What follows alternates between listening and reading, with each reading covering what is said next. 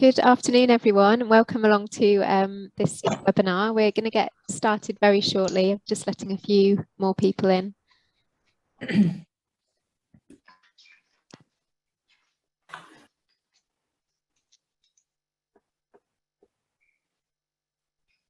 Okay, great. So if we could just go back to the first slide, Katie. Brilliant, thank you.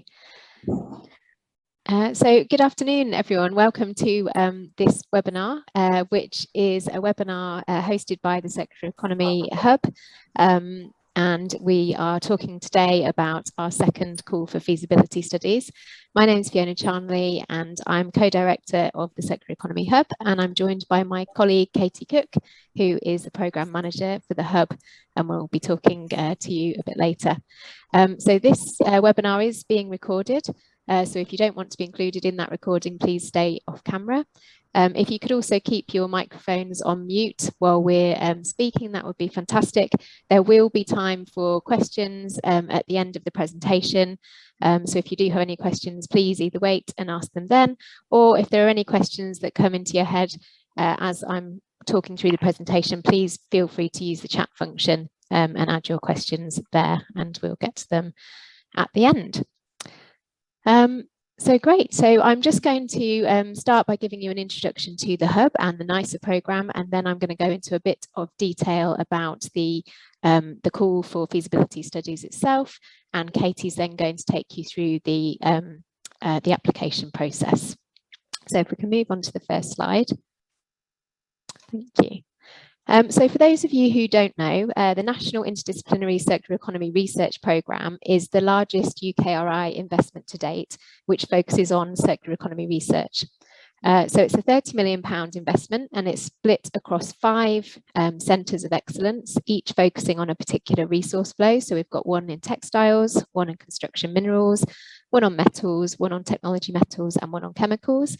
And then also the funding covers the Circular Economy Hub, which Katie and I are part of.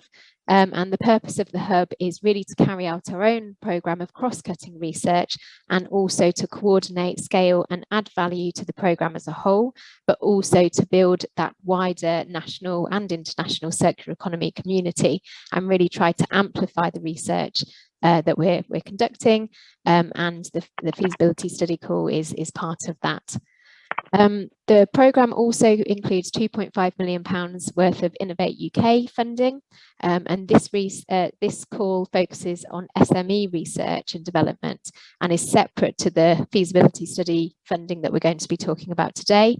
That fund is managed by Innovate UK, and the first round of that funding was launched in October last year, and they've just funded their first round of SMEs. However, if you are an SME and interested in that pot of funding, there will be an announcement later on this year towards September, October time for the second round of that funding. So that funding focuses very much on SMEs, and SMEs can access funding directly, whereas, as we'll talk to you a bit later about today, this feasibility study funding that's managed by the Hub funds higher education and universities, however, in partnership with policy and business. Also the programme, the NYSER programme, is supported by the research councils and has significant involvement from the policy community, including DEFRA and BEIS and other devolved administrations. It's a large programme involving over 34 universities, many different academics and early career researchers, and also we have match funding from over, I think, over 200 now industrial partners. So if we move on to the next slide. So the broad vision of the NYSER programme is to accelerate interdisciplinary research, innovation and impact to scale up a circular economy within the UK. And we have 3 key objectives.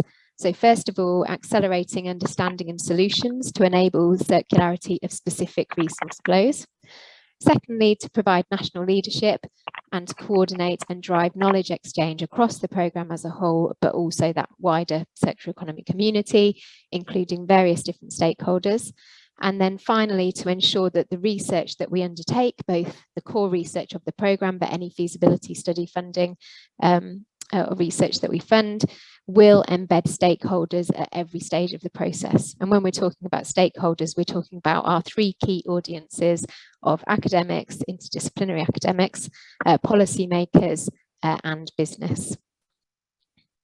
So if we go on to the next slide, the aim of the feasibility study funding call is to provide the wider circular economy community with the opportunity to get involved in the NYSER programme and to undertake interdisciplinary cross-value chain high impact research to accelerate innovative solutions in collaboration with the NYSER programme.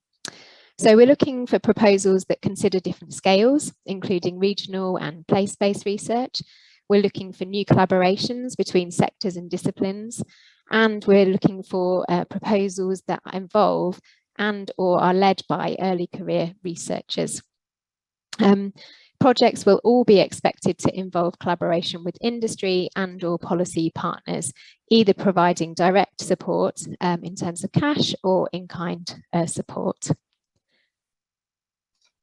So on the next slide, for those of you who were heard of our first, this is actually our second round of feasibility study funding. The first round was very much in line with the 5 centres. This round needs to complement the 5 centres in the NYSER programme, but we're expanding the scope of different areas of circular economy research to cover a broader range of research. So research we're looking for into specific enablers or barriers that are common to the circular economy, to different resource flows and sectors are encouraged. And these are some of the areas that we're interested in. However, please don't feel that you need to be restricted by this list. These are just some examples. So examples of research areas that we're interested in include metrics and indicators, product and service design, different types of business models across the circular economy, particularly looking at the adoption of circular business models from users. We're interested in digital technology and how it can enable circularity, policy, procurement, finance, skills and the future of the workforce, and also social innovation. But as I said, please don't feel that you need to be restricted to that list. So in terms of expectations for delivery, so the funded projects will be expected to deliver a tangible piece of work that would achieve a specific output. Examples could include early stage concept development, a decision-making tool or method, or a demonstrator project that focuses on evidencing the transferability of circular economy principles across different scales, disciplines and industrial sectors.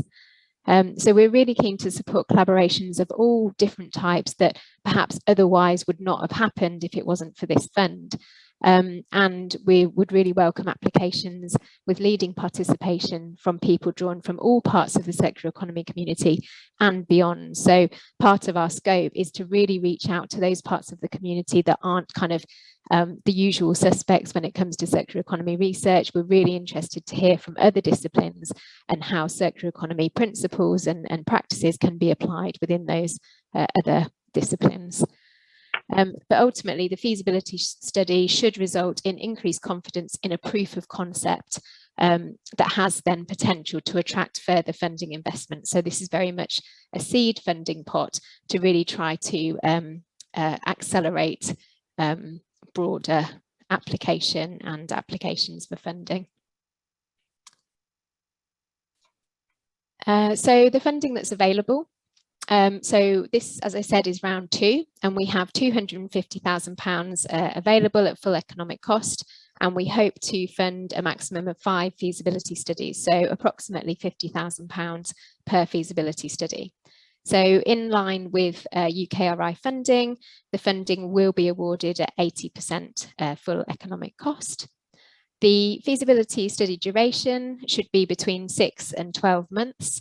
And all studies must be completed before the 29th of September 2023.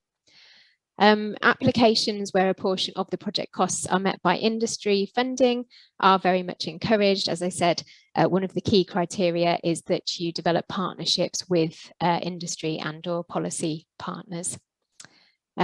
As I mentioned, this is round 2 of our feasibility study funding.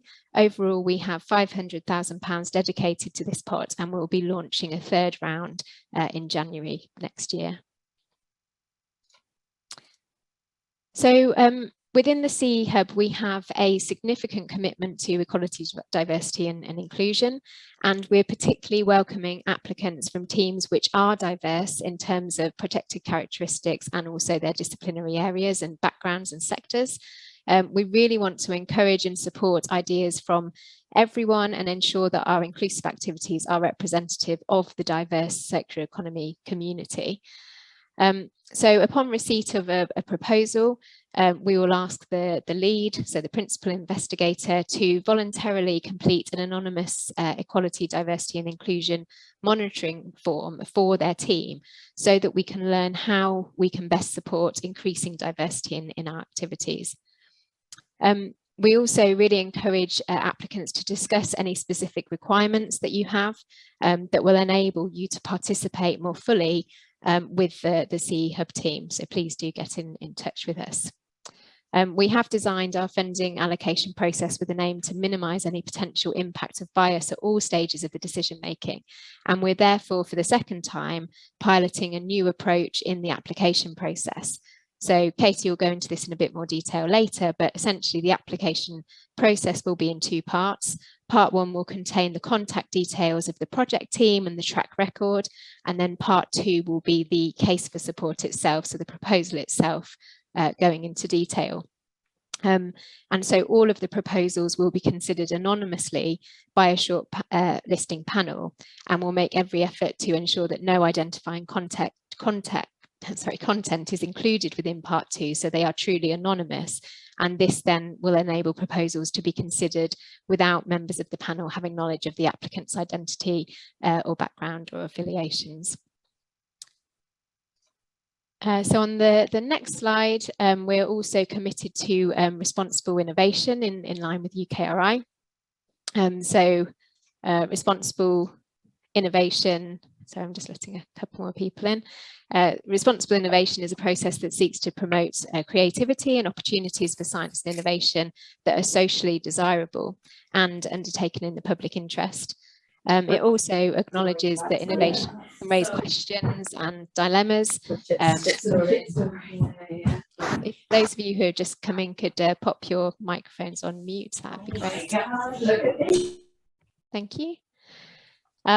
So yeah, we're very much interested in looking at how we can further support responsible innovation and using the CE Hub Fund to amplify that. So in this case, we expect researchers involved in those feasibility studies that are funded to anticipate, reflect and engage on the wider ethical and societal impacts of their research. Okay, so moving on to the next slide, the application process. So awards will be made via a short written application, and that's if you're successful with your application at that stage, you will be invited to a pitch to a multidisciplinary panel, which will include representatives from academia, industry, and also the funding body, UKRI. Successful applicants will be expected to participate in ongoing CE Hub events and will be required to present project updates at our annual showcase. Also, there is a requirement that presentations of the successful projects are made at a kick-off meeting to be held online. And we really expect our feasibility study teams to form a core part of the CE Hub community. So we're really keen that feasibility study teams talk to each other and develop that supportive community, as well as making sure that you have full access to the NYSER programme, not only the hub, but also the 5 centres as well. And in terms of the selection criteria, this is the list of criteria that will be used by the panel when reviewing the proposals. So we want all proposals to be multidisciplinary. We want them to involve early career researchers, either as the lead participant or certainly the involvement of early career researchers within the research team. All proposals must involve industry and or government and policy stakeholders. Proposals must demonstrate a commitment to equality, diversity and inclusion. They must also complement the existing work of the NYSER programme, so bearing in mind the objectives of the NYSER programme that I presented earlier. Proposals should demonstrate circular economy principles being applied across different scales, disciplines and/or industrial sectors. So we're really looking at how circular economy is being amplified kind of across our community. We're also looking for proposals that demonstrate the potential for future funding applications and proposals that lead to strong dissemination materials. So thinking creatively about how you can disseminate the outputs of your research, and also pathways to accelerate the impact of the research to enable that transfer of ideas to industry, government and other end users.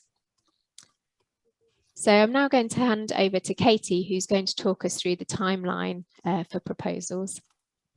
Hi, nice to meet you all. So just going through, we announced the second call for the Flexible Fund on Thursday, the 24th of February.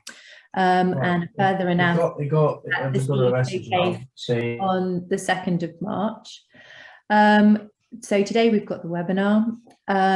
And then the deadline for submissions is at 4 o'clock on the 5th of May. So from the announcement, it gives approximately 10 weeks to prepare for the submission.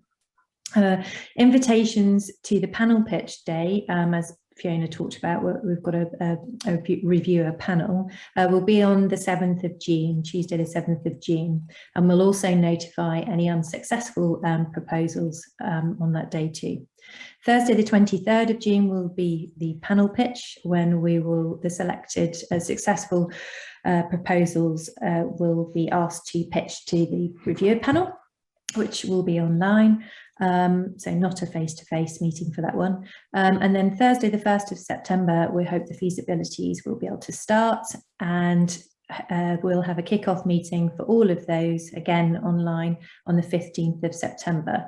So if the applications are to be 12 months in length, we would be seeking that they complete before the 29th of September, and obviously less if your project is less time than that. The guidelines on the eligibility, essentially all eligible organisations include all UK higher education institutions who receive grant funding from one of the UK higher education funding bodies, so within UKRI, along with other research institutes for which the research councils have established a long-term involvement as a major funder. We'll be saving the PowerPoint slides to our website, and I'll give you a link to that later on another slide, and you'll be able to click onto these links to find this further information about eligibility. Other independent research organisations may also be eligible, and a list of these organisations are also found in the link. So what can the funding be used for? The budget outline for the proposed feasibility studies can include investigator and researcher time, travel and subsistence where appropriate to deliver the project and the key tasks of the project, and also covering the consumables for that. As the grant holder, the University of Exeter is responsible for allocating the funding to the successful proposals, and we will reimburse subcontracting organisations at 80% full economic costing. So, for example, if you cost up your project at being 50,000, so that's the maximum for each of the projects, then we'll be able to fund you up to 80%, which will be 40,000. Academic institutions will be required to itemise your bills based on 100% VEC and then invoice at 80% full economic cost. I'll show you a form in a second where we'll be seeking this information. So we have 4 essential parts to the application in terms of forms. I'm not quite sure whether you can see that because it is a little bit small, but again, you'll be able to see this when you can download this from the website later tomorrow. And essentially part 1 is providing a 1-page summary of your feasibility study proposal. So the title, the lead institution, the principal investigator, your address, a mobile phone contact telephone number, your email address for the principal investigator, and also the proposed start date and the duration of your proposed project. And then within the larger box there to complete is information about your project team, so names and details, and also any industrial partners that you may have as part of the project. The next form is basically part 2 with to provide the case for support for your feasibility study. So if you see at the top here, we're asking you not to exceed 5 sheets of A4 and for you to include no more than 5 figures within this, and using this as your template. All of these forms can be downloaded from the website. So any text after page 5 that is submitted will not submitted to us will not be able to be submitted to the reviewers. So please try to keep within the 5-page, and it's so that we anticipate getting quite a lot of applications. So it just makes it easier for our reviewers to be able to go through them all. So the title of the feasibility study there, provide the context and the background to your proposals, your aims and objectives, the benefits of the proposed work that you're proposing, the novelty of the proposed work.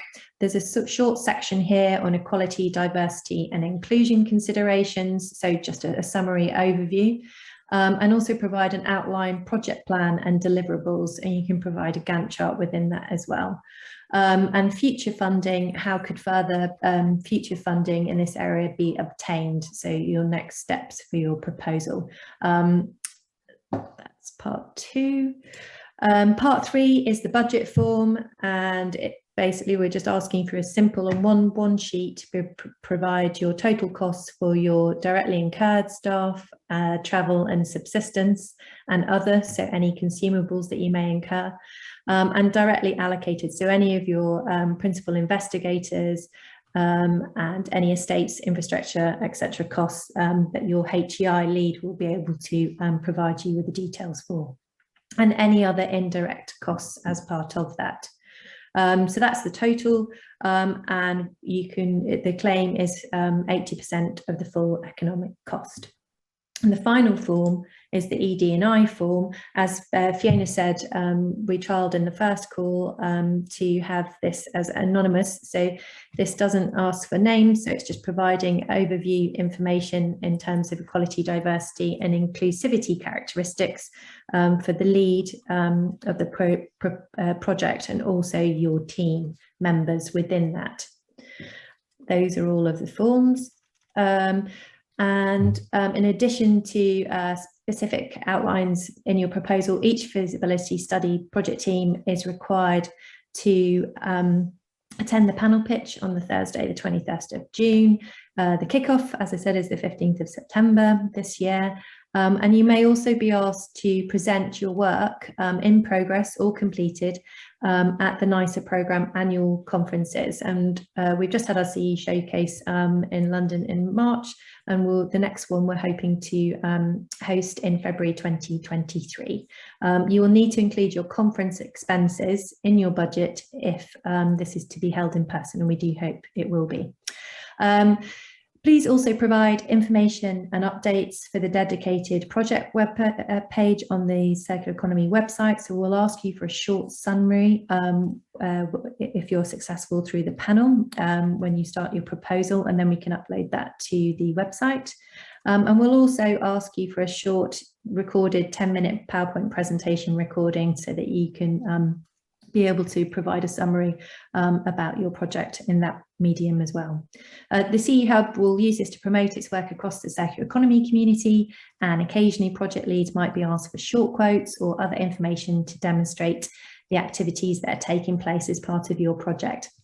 And as Fiona said, you know, we very much want the proposal teams to be the feasibility study teams to be part of the CE Hub community, and to work closely with the CE Hub team to produce information on your detailed case study templates towards the end of your project as part of your final report.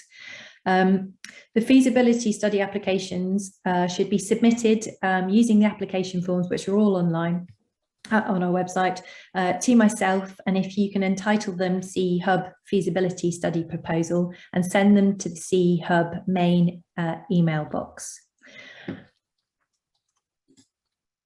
If you have any questions, you can contact me at any time via that CE Hub email box. And if you just call it CE Feasibility Study Inquiry, that will help us make that a priority over the next few weeks before submission, so that we can get back to you as soon as possible. There's further information on the flexible fund here in this embedded link on the website. And for further information on complementarity with these circular economy centres, you can find a link to a summary about them on our website. And equally, there are direct links to their main email boxes just on the right-hand side here. And that's it from me, Fiona. Thank you. Great, thank you, Katie. So we've had quite a few questions, which I'll go through now, but if you do have any other questions, please feel free to raise your hand and come on live, or to pop them in the chat. Apologies for any of you who were waiting in the waiting room while we were in the first few slides of the presentation. That was my fault. I didn't see them, but hopefully I've let you all in now. And also there will be a recording of this webinar made available as soon as possible, if not this afternoon, tomorrow morning. So you'll be able to access that via the CE Hub website. And also we'll put up the PowerPoint slides as well, as Katie mentioned. So I've had a couple of questions about the definition of an early career researcher. So we're using the UKRI guidelines. I'll just pop that link in the chat there. So if you go to that, it will show you what we mean by early career researcher, but essentially it's anyone within 8 years of completing their PhD or within 6 years of their first academic appointment. And these periods do exclude any career breaks, for example, family care, health reasons, or other reasons related to COVID-19, homeschooling, etc. So if you just follow the link there, that will give you some more information about early career researchers. Sorry. Oh, yeah. Sorry, I'm on my phone, so I can't unmute.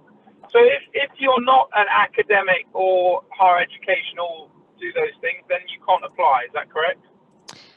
So the lead applicant needs to be from a higher education institute, but we do encourage partnerships with industry or with other participants, and you can benefit from the funding, but it has to be, the lead applicant has to be from a higher education institute. Okay, all right, thank you. Thank you. Can I just add to that, Fiona? Both of these questions, if not all of them so far in the chat, are all in the frequently asked questions, which you can download from the website page as well. I'll just pop another link in there for you. Great, thank you. So I had another question. Can we co-apply with academics at universities outside of the UK? Yes, you can. The lead applicants needs to be from a UK university. Essentially, all of the guidelines that we're following for this fund are the same as UKRI funding. So if you are eligible to apply for UKRI funding, EPSRC, ESRC, etc., then you will be eligible to apply for this funding. We form the agreement with the lead institution, so all of the funding will go to that institution, and then it's up to that institution to organise the funding to their co-Is. So you will set that up in the contract if you're successful. But we do encourage partnerships with other universities, either nationally or internationally. Someone has said that we're currently running a CE Hub Flexible Fund from the previous round, so congratulations on that success. Can we apply for this round as well with different partners? Yeah, there's no reason why you can't apply again, particularly if it's with a different idea and with different partners. No one essentially that's part of the NYSER programme isn't eligible to apply apart from co-investigators of the hub. A question around, are partnerships with industry allowed or encouraged for this call? Definitely. So one of the criteria, the assessment criteria, is that all feasibility studies should include a partnership or multiple partnerships with either an industrial partner and or a policy or government partner. Should we include letters of support as part of the application forms? We are not specifying that we have to have letters of support. However, we are asking you to provide details of the partners within the application form itself. So you'll need to name the partners and also provide details of the support that they're providing, but we don't need a formal letter of support. Another question, are final year PhD students considered as early career researchers and can they apply? This is a bit of a tricky one. So PhD students are considered as early career researchers. However, you have to have a... Oh, sorry about that. So, but you have to have a contract with the university that exceeds the length of time of the feasibility study. So if you're applying for a 12-month feasibility study, for example, you would have to have a contract of employment with the lead university that extended beyond that. So if you're a PhD student that's working as well at the university, then that should be fine. But please, yeah, do get in touch with us if there's any areas that you're not sure about. Paul asks, please could you advise whether applications can have 2 academics from HE institutions and 2 industrial partners involved? Yep, that's absolutely fine. We'll need to have a lead partner from a higher education institute, but if you have other HEIs involved as co-investigators, that's fine, and also industrial partners, that's fine. And this is detailed again, as Katie said, on our frequently asked questions, which are available on the website, but industrial partners can benefit from the funding via subcontracting routes, and there's more information about that on the website. Any more questions? Claudia says, yeah, since you cannot exceed 5 pages, are there any sections that would be expected to be longer or we equal weighting? Yeah, so all of the different sections in the application process are equally weighted. So there's not one area that we would suggest expanding on. As long as you give it all coverage, that's great. Do indirect costs cover lab testing costs or contractor costs to provide data to be investigated by the researcher? Yes, this is what the indirect costs are for. So again, there's further information about this, but they can include consumables, lab costs, and also subcontracting to other partners. Alejandro asks, what are the differences, if any, from this second call compared with the previous call? So in round 1 of the CE Hub feasibility study funding, we aligned the call very much to the research being conducted by the 5 centres. So all of the studies had to fit in or complement the 5 centres research. Within this call, we're requiring that all feasibility studies complement the work of the NYSER programme. So we're really asking you to look at the objectives of the NYSER programme and make sure that any proposed research complements that, but we're not asking you to align with a particular centre. However, having said that, there are a number of people on the call today I see from those centres, and we would really recommend that if your research does fall in one of the 5 resource flow areas that I mentioned, please do get in touch directly with the centres or with us to see if they would be happy to support your research, because we are encouraging further collaboration with the centres. But the difference with this second call is we're going beyond those 5 centres. So if you have a research idea that doesn't align with one of those 5 centres or resource flows, that's fine as well, as long as it complements the overall objectives of the programme. Thank you, Lisa. So would you be able to let us know what criteria will be used by the reviewers? So there was a slide that we covered on the assessment criteria, so you'll be able to see that when you download it, and also in the call document itself that you can download from the website, the assessment criteria are detailed in that. Claudia asked, is there a limit to co-Is? No. You're welcome to involve as many co-Is as possible, or as you want, but bearing in mind that feasibility studies are limited to £50,000. Hi, Merin. Merin asks, does the lead institution need to be a HE institution? Could an industrial partner lead the application? Unfortunately not. The lead applicant does need to be from a university or a higher education institution. However, industrial partners can collaborate and can benefit from the funding via a subcontracting route.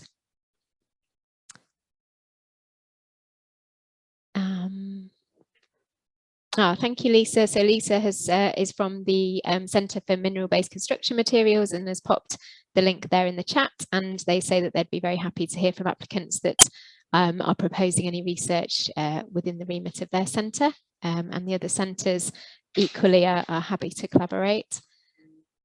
Bezad asks, is it mandatory to have an industrial partner or is it encouraged? We are strongly recommending that you have an industry or a policy partner, and that is one of the assessment criteria. So you will be disadvantaged if you don't have a partner.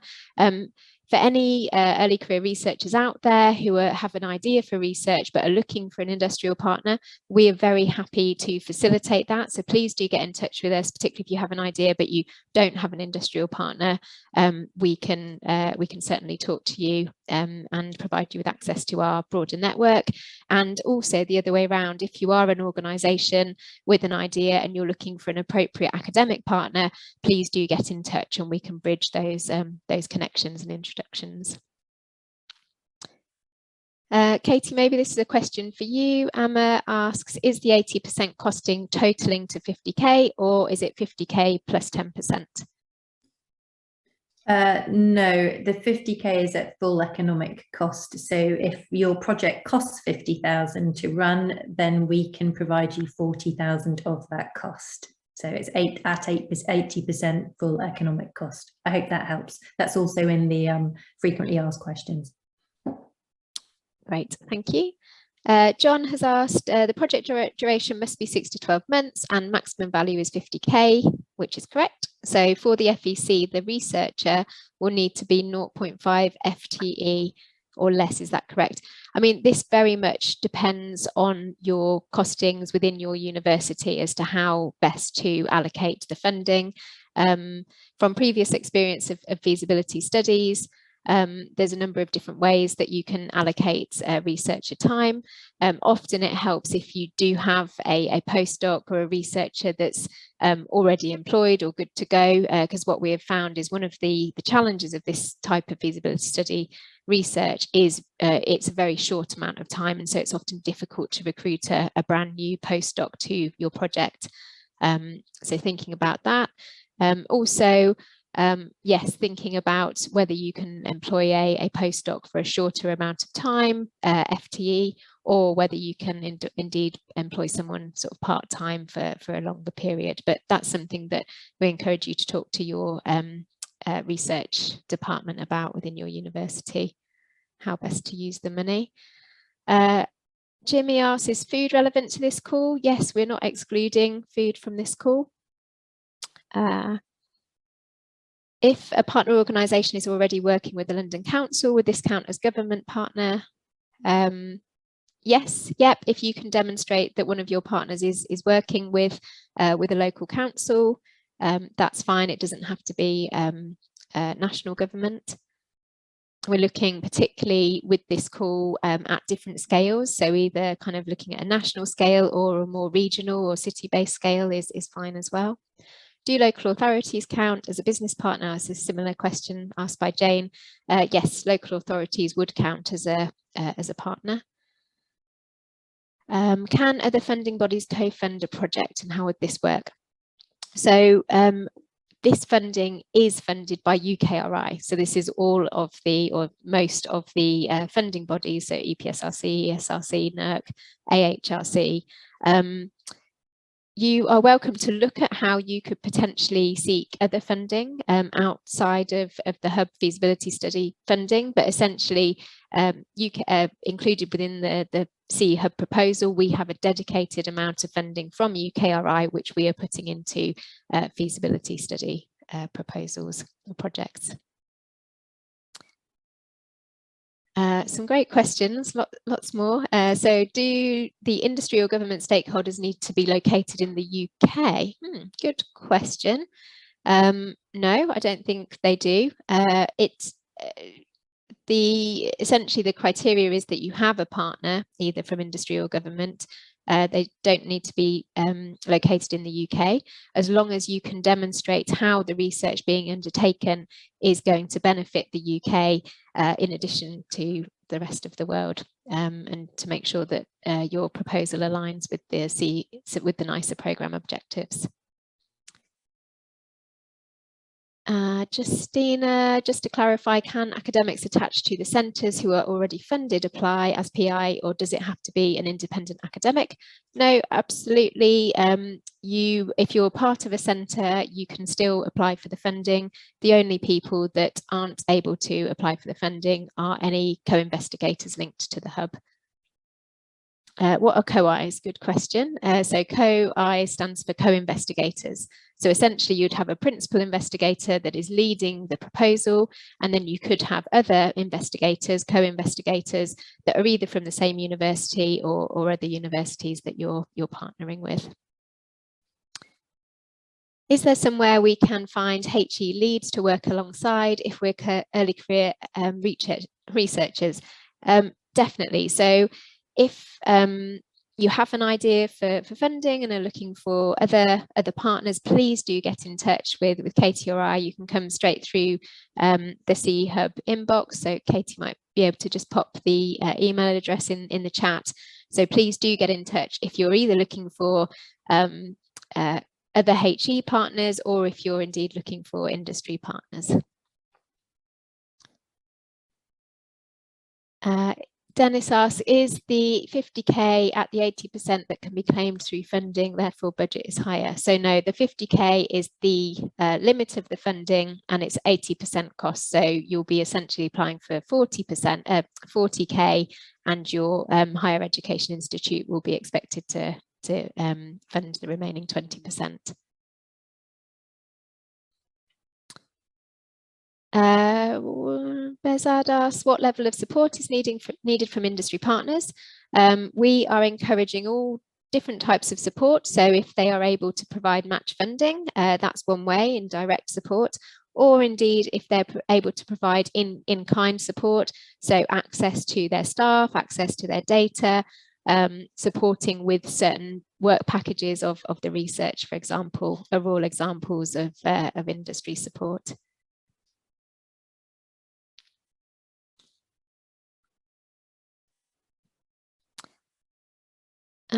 Katie, you might want to answer this question from Gian Paolo, who asks, can your industry partner support the bid with their time costings or match funding over and above the 80% FEC support? The answer to that is yes, if that's going to help you out, and that if you're going to run it over the 12 months, then that could be a really good way of helping you out in terms of the costing, if your institution won't help in terms of the overall sums to get it up to the full economic cost. So yeah, good idea. Yeah, great. Jimmy asks, which centre fits the most for food waste? We don't have a dedicated centre for food, but that doesn't mean that your proposal wouldn't be of interest to us. As I said, your proposals don't have to align with the 5 centres, so you don't have to partner with a centre. So in the case of food, you just come through as a regular application. However, if your proposal does align with one of the centres, then we're very happy to make the connection for you, or you're very much welcome to approach the centres themselves. Are there any plans to make bigger grants such as PhD studentships available? Yes, so we do have a number of PhD studentships that we are going to be advertising over the summer. So if you are interested in those, please do get in touch. And I know the centres also have a number of PhDs that are associated with their centres. Thank you, Isabel. So the Industrial Biotechnology Innovation Centre are happy to co-fund projects that involve Scottish HEIs. So that's fantastic. Can the industry partner fund the 20% or just match funding?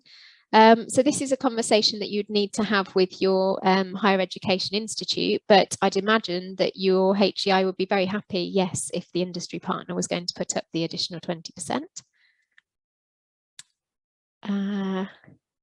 Philippa has mentioned we're happy to provide in-kind support as an industry partner if anyone wants to work with a waste management partner. Thank you very much, Philippa. Anyone interested in that, please do reach out to Philippa. Ling Min says, can the partners be from an ongoing project or does it have to be a new collaboration? They can be from an ongoing project, but you will need to demonstrate that the research idea is new. We very much want to see new research, not just a follow-on or a part of an existing project, if that makes sense. If successful, could we still go for an Innovate UK bid to scale the project? Yes, certainly. So if you were successful with a feasibility study project, then you could scale that and apply for further Innovate UK funding. We'd really encourage that. And Deborah asks, would a proposal focusing specifically at improving skills or future workforce apprenticeships in a particular sector fit the call, or are you prioritising more traditional aspects of CE such as recycling, waste, environmental aspects? No. Yes, I mean, research looking at improving skills and the future of the workforce, particularly within the area of circular economy implementation, is definitely in scope. I don't want to go too much into a circular economy lecture here, but we are very much encouraging projects that go beyond recycling and waste management aspects of circular economy.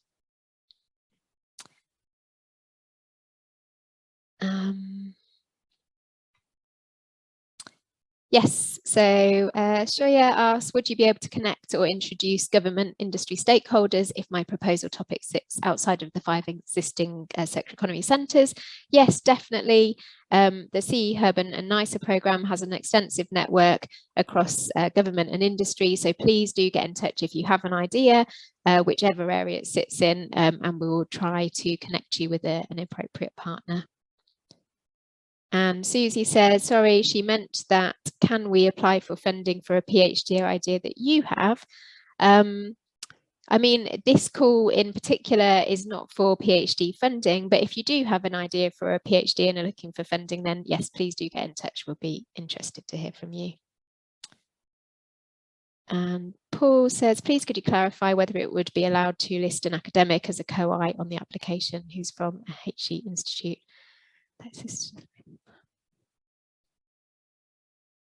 Yes, yeah, Paul, still the answer is yes. Even if you are from a HE institute that's listed as an academic partner for one of the centres, you are still eligible to apply.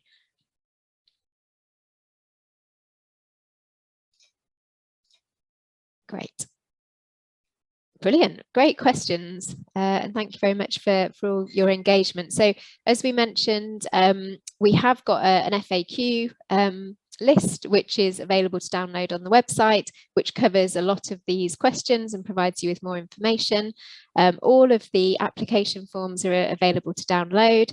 All of the call documents are available, which detail the assessment criteria that both the panel will be using who review the initial proposals, but then also the panel for the pitch day itself. Katie's just put a link there to the details on the website, so please go and visit those. If there are any additional questions that you have, please do send us an email to the CE Hub email address.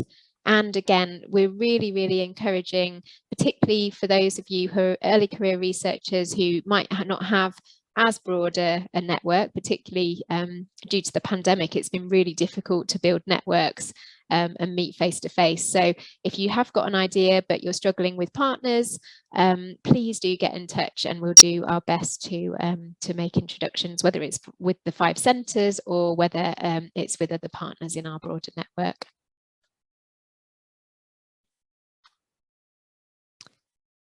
So Dennis says, you're already working with a Met for Tech researcher based at Camborne. Do we need a new researcher or can we propose them for the new funding? yes, you're very welcome to propose a partnership with the existing partner you have, as long as the research area is significantly different from anything that's already been funded. We're really looking for kind of new ideas and to fund new research.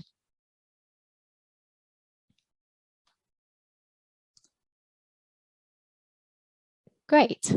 Thank you, Susie. Thanks, Dennis. We'll just hang on for a couple more minutes in case there are any other questions. Katie, is there anything that I've forgotten to mention or any other points? No, I think you've answered everything. We've had some fantastic questions, so thank you for that. And I will update our frequently asked questions as well by tomorrow. So anything that isn't already on there, we will add your new questions to it and provide an answer. So it's all there at hand for you. And we'll also upload a copy of the PowerPoint slides that we showed earlier today, and also a recording of the webinar. So just in case any of your colleagues or anyone else that you know, they'll be able to catch up. Brilliant, thank you. And Jimmy, you can find the list of existing NYSER programme research on the CE Hub website. And that also will provide you with links to all of the 5 centres where you'll be able to find out about the research that they're already conducting. And as Kieran mentioned, Kieran is here from the Metals Centre. They are very happy to hear from you if you have projects that are related to metals related research. Please do get in touch. Philippa has put her email address in. Thank you very much, Philippa, for anyone who has a research idea related to waste management and environmental issues. We've had some great offers of collaboration in the chat, actually. So yeah, we've got Isabel as well from the Biotechnology Innovation Centre, particularly looking for Scottish HEIs that want to partner. Yeah, I've just put a direct link to our website, which has links to each of the CE centres as well, if you want to contact them direct. But thank you for all of those that are with us today for sharing your direct emails. That's really helpful. Thanks. Excellent. Brilliant. And yeah, I think the final message is, if in doubt, if you're unsure about whether your proposal fits the scope of the call, or you're unsure about any of the assessment criteria, please just do get in touch, drop us an email, and we'll do our best to help.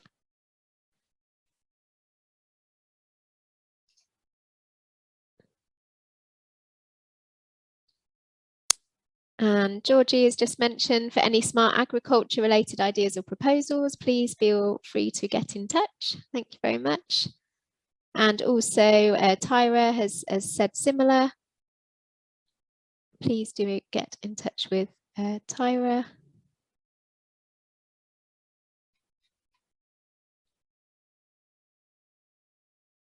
And Chris, interested in projects relating to sustainable chemicals and circular economy.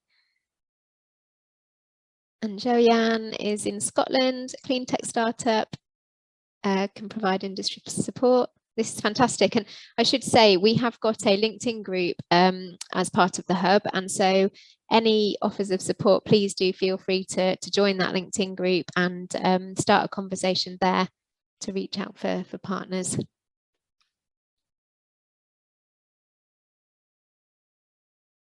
Brilliant. Loads of, yeah, great comments. Great, so I think we're going to leave it there. But again, thank you very much for joining. All of the information that we've discussed today is available on the CE Hub website. And we're very much looking forward to hearing from you and to your proposals. So thank you very much, and we'll see you all soon.